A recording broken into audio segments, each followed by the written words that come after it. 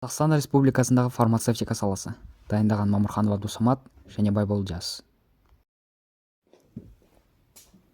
Фармацевтика саласы қашанда әлемдегі экономиканың ең пайдалы сегменттерінің бірі. Адам бар жерде фарм өнім сұранысқа ие бола бермек. Ал одан түсетін пайда тағам өнеркәсібіне қарағанда әлде қайда мол. Қазақстанда фармацевтикалық өнеркәсіп соңғы 10 жылдықта өте қарқынды дамыды. Отандық фармацевтика саласында қазір 96 кәсіпорын жұмыс істейді. Олардың 33-і дәрілік заттарды, 41-і медициналық бұйымдарды және 22-сі медициналық техниканы өндіреді. 5000-нан астам адам фармацевтика өнеркәсібінің тұрақты қызметін қамтамасыз етеді.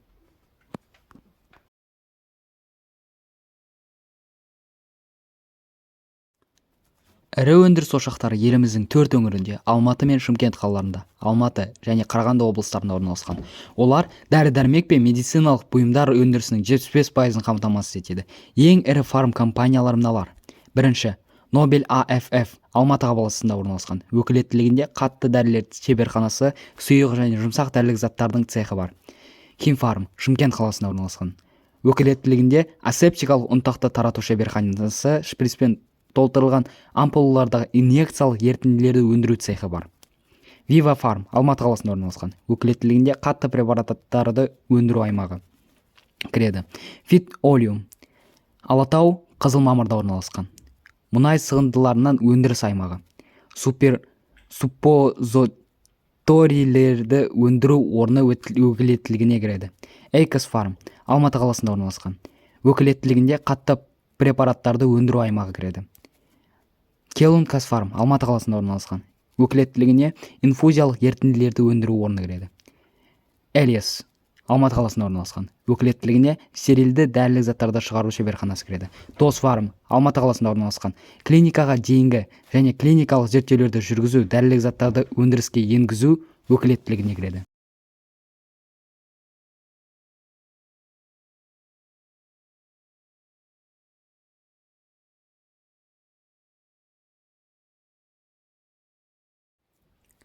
Сала кәсіпорындарының тұрақты қызметінің нәтижесінде 2019 жылы өндіріс көлемі 18%-ға өсіп, 92 миллиард теңгені құрады.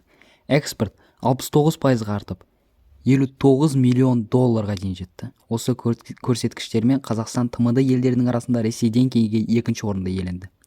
Биылғы 8 айда отандық кәсіпорындар фармацевтикалық өнімдерге деген жоғары қажеттілікті қамтамасыз етіп, өндіріс 34,1 немесе 81,5 миллиард теңгеге өсті.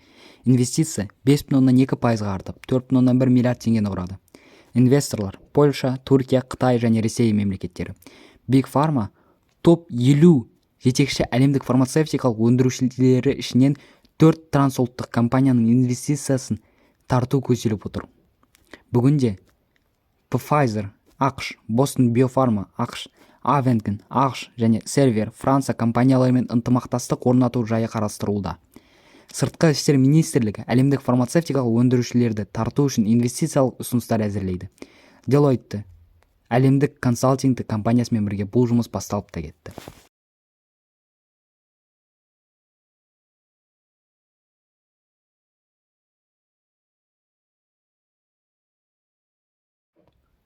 Саланы әрі қарай дамыту мақсатында фармацевтикалық және медициналық өнеркәсіпті дамытудың 2020-2025 жылдарға арналған кешенді жоспары әзірленді. Оның мақсаты мыналар.